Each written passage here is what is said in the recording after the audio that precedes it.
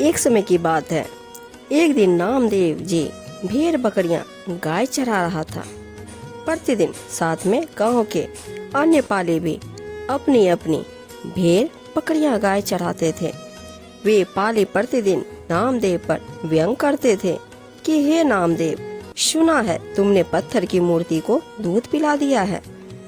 क्या सचमुच भगवान विट्ठल ने दूध पिया था? नामदेव के बोलने से पहले अन्य कहते थे कि पत्थर कभी दूध पीता है।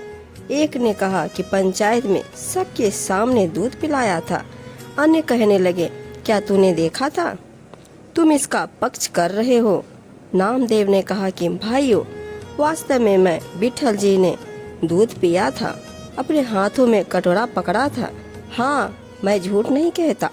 सब पाले हंसते थे, कहते थे कि पत्थर कभी दूध पीते हैं, झूठ बोल रहा है।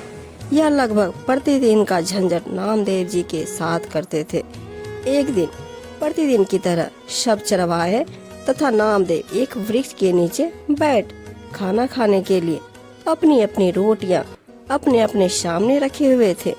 किसी ने कपड़े से निकाल ली थी, किसी ने अभी रुमाल नुमा कपड़े में बंदी सामने रखी थी। उसी समय एक ने कहा कि नामदेव, आज ये रोटियां जो आपने छालने में बांधी रखी है, अभी तक ये झूठी नहीं हुई है। भगवान विट्ठल को खिला दे, हम सत्य मान लेंगे। सबने इस बात का समर्थन किया। नामदेव दुखी होते थे, बोलते कुछ नहीं थे, ठीक से खाना भी नहीं खा पाते थे। प्रतिदिन का यही दुख था।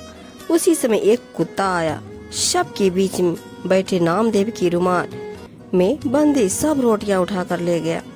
यह देखकर सब पाले हंसने लगे कि विट्ठल भगवान ने तो स्वीकार ही नहीं, कुत्ते ने स्वीकार कर ली। अन्य कहने लगे कि अरे, उस दिन भी कुत्ता ही दूध पिया होगा। नामदेव ने झूठ बोला होगा कि विट्ठल भगवान ने पिया है। नामदेव जी को विट्ठल रूप परमात्मा रोटियां लेकर जाते दिखाई दिए। सब्जी नामदेव के पास रखी रह गई थी। नामदेव जी सब्जी लेकर पीछे पीछे चल पड़े। कह रहे थे कि हे भगवान, सब्जी भी ले लो, अकेली रोटी कैसे खाओगे? कुछ दूरी पर एक वृक्ष के नीचे भगवान विट्ठल रुक गए। भगवान ने कहा कि आप मेरे साथ खाना खाओ। दोनों खाना खाने लगे।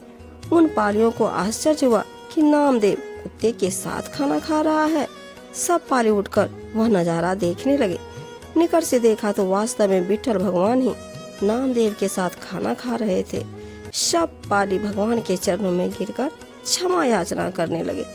भगवान ने कहा कि नामदेव से क्षमा मांगो। सबने नामदेव जी से क्षमा मांगी। उसी समय विट्ठल रूप में प्रभु अंतर्ध्यान हो गए। उसके पश्चात सब पालीगण नामदेव का सम्मान करने लगे और पूरे गांव पुंडरपुर में पालियों ने आंखों देखी लीला की गवाही भी दी।